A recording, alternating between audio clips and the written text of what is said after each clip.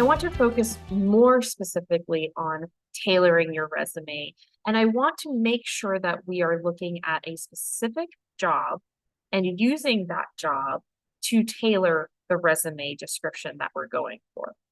So the first step that you need to do is to find your target job posting. You need to know what exactly you're applying for, what the keywords are for that job posting, and if you are comfortable, how to use AI in that process. And AI can help you dramatically decrease the time that it takes to find out what is most important for the job that you are applying to. But you don't have to use this. You can absolutely do this manually. Just be aware that it is going to take more time. The next step that I'm going to cover is tailoring the resume. Specifically, what does this mean? Which I've touched on a little bit so far. And we're going to use a specific example to make sure that you see exactly what I mean when I say tailoring the resume and how to know what to include. Again, this is something where you can use AI to help you, but if you are not comfortable doing so or do not want to, that is also completely fine. It just saves time. And I'll show you when I use the AI tools. As you can see, I have ChatGPT ready to go. If you do want to use AI, there is a way to make sure that the information you're entering as your prompt does not get stored into the system.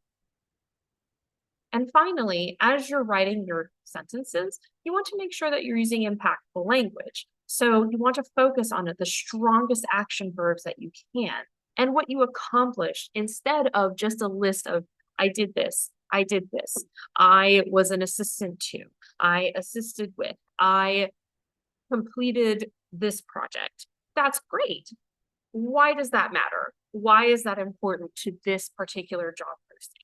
That's what you need to dive down into. So with that in mind, we're going to start with the job posting. Again, thinking about what you're applying for, what are the keywords, and I will go through using AI for this exercise. Again, that is totally optional. If you do not feel comfortable using AI, that is completely fine. Just be aware that there is going to be additional time, but that time is something that a lot of people before us did invest into this process. So there's no problem if that's what you prefer. But a couple of the items that people entered into fields that they're interested in registering for this workshop were biotech and project manager. There were more people interested in biotech, so that is what I'm going to focus on. With biotech, what I'm going to do is I just want to find a job. Let me do biotech. Let's do a sales manager. So I'm using LinkedIn. This is actually my preferred website, but you absolutely do not have to use LinkedIn. You can use any website of your choice. It is completely up to you. I just happen to really like LinkedIn specifically. So I'm just going to choose the first one that came up, this pharmaceutical sales territory manager with a diabetes specialty. Sounds very interesting. It's based in Nashville, Tennessee, so not too far away from me. And here we have all of the details about this company. So it tells me how many employees. This is a very large company. So that actually can inform things on the back end in terms of me thinking about, am I someone who's going to need immigration sponsorship? This company, because it's larger, may have resources available for that, and they may be more easily able to sponsor something like an immigration visa or work visa specifically versus a smaller biotech startup or something along those lines. So here we've got the responsibilities, the basic qualifications, got the bachelor's degree, professional certification or license, if required by the specific state. So that is going to be state specific as it says here. So for me, rather than reading through this entire document, which again, you certainly can do, there is absolutely nothing wrong with doing that, but I'm going to do a little bit of a cheat. What I'm going to do is go over here to ChatGPT. Now, first, I want to make sure that ChatGPT does not use what I'm entering into it to train the model because I do have concerns about privacy with ChatGPT. So I'm going to turn this into a temporary chat. What that means is that this will not be stored, won't appear in history or create memories or be used to train their models. So just be aware they may keep a copy for up to 30 days. So that is something to be aware of, but otherwise this is not a permanent record. With that, I'm going to tell it, please make a list of the 10 most important keywords from this job description. And I'm going to paste in the job description and hit enter and see what ChatGPT tells me.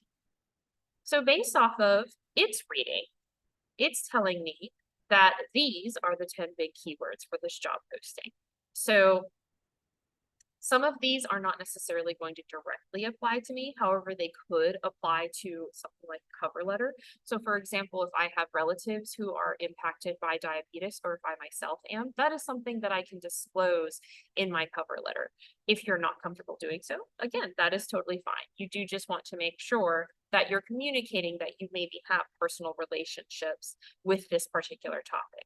We also have general knowledge, compliance, communication, account management, sales. So let's say that you are coming from a customer service position. Let's say that you're coming from Old Navy. You've been working with Old Navy for quite a while. You've been working as a floor representative, selling materials, selling clothing specifically to people who come into the store. Well, that is sales experience. That is something that you can use to talk about when you apply to this position. You can also talk about the relationships that you may have developed, not just with your customers, but also with your coworkers. Were you a team player? Were you someone who was easy to get along with? Did you enjoy working in a team, or do you prefer to work alone? These are things to think about for something like a sales position. Do you have any experience with account management? If you were working in retail, maybe there was an account that you were particularly invested in. Those are things that you can definitely list here. So that's one quick way to find out what are the keywords that I can start to focus on. And we've talked about using AI in the process. So next, you want to start tailoring your resume. How do you know what to include? So we've already used AI to give us some keywords. Let me ask it another question.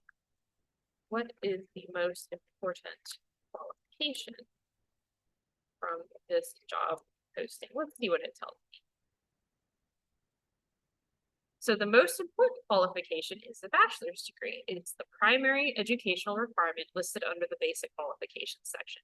Now, if you actually read through the job description, you may decide there's another much more important job requirement. That's totally fine. But again, this is just a shortcut. This is just me using this to help me narrow down what I want to focus on as I start to think about what I want to use and highlight in my resume. So with that, the exercise I intend to work on is a phrase.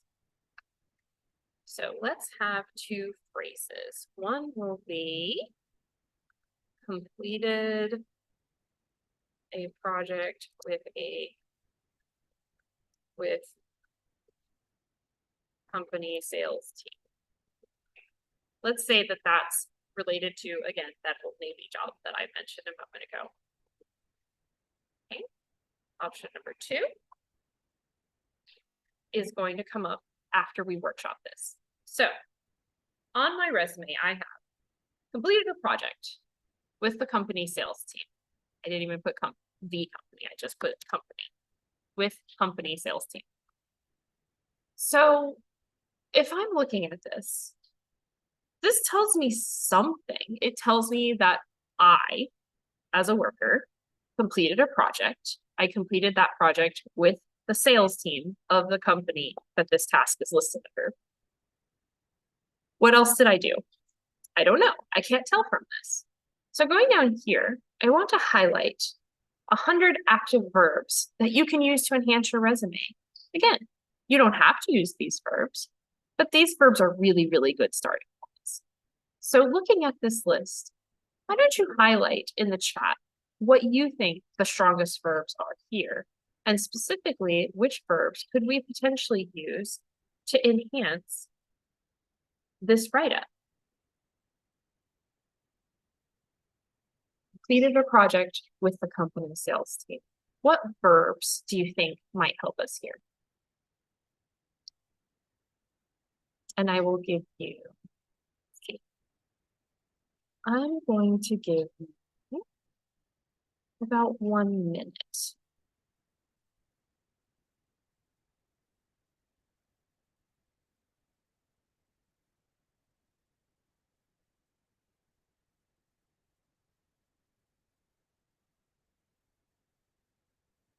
Okay. 1 minute on the clock. So looking at this, which of these verbs do you feel are the strongest?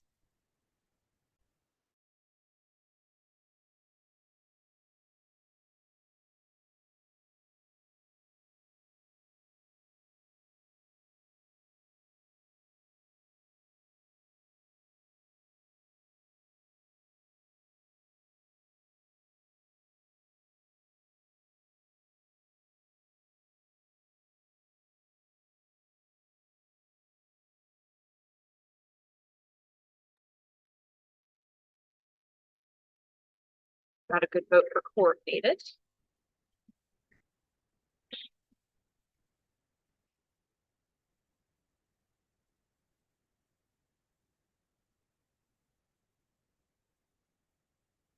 Just seconds left. Okay, so it looks like coordinated is what we decided on. Grab. Okay, so now we're going to say coordinated a project. Sorry, company sales team. Okay, so we're already off to a really, really good start. This is great. Now we've coordinated a project. That's a much stronger action verb, and it tells me something a little bit more specific. It wasn't just completed, you helped coordinate this project. That's something that goes into that project management, which is something that could potentially apply.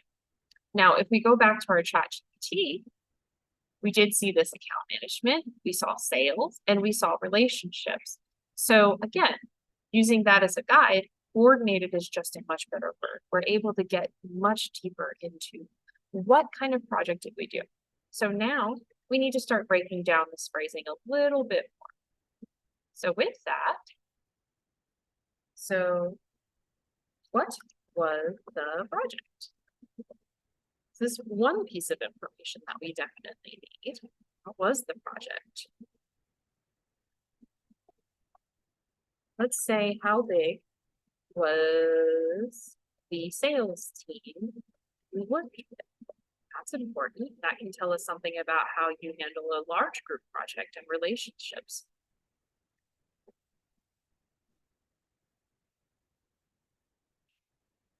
So we'll start here. So what was the project? So I'm going to go back to my Old Navy retail associate. Maybe that project was designing marketing strategies for product layout. I apologize. Not typing. But this would make sense. Coordinated a marketing strategies project with the company sales team. So how big was the sales team? Was this a team of 1? Was this a team of 30? Let's say it was a team of 15. Coordinated a project with 15 sales representatives. Okay. So now, using these, we're going to say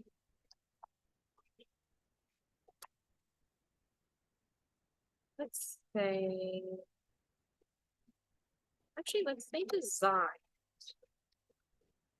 marketing strategies for product layout.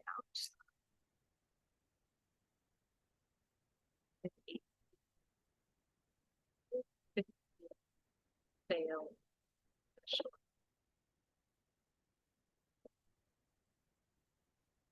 This is still capturing what you did, but look at how much more impressive this sounds. And it is impressive. You should be proud of doing this kind of work. This is absolutely something that you can brag about on a resume or a CV. And my other point in using Old Navy retail position, I myself have worked retail for many years in the past. I loved retail, and there's absolutely nothing wrong with bragging about the accomplishments that you achieved while you worked in your retail position. You did do sales. You did do customer relations. Be proud of that. If you work retail, if you work in the restaurant industry, that is absolutely nothing that you should try to hide. You should, in fact, emphasize that.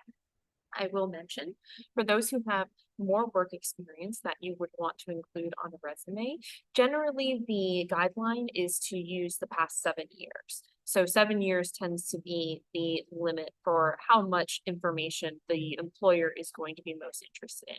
That being said, if you have a past job experience that is relevant to what you're applying to, make sure to highlight that. You do want to make sure that that's included either in your resume or in your cover letter.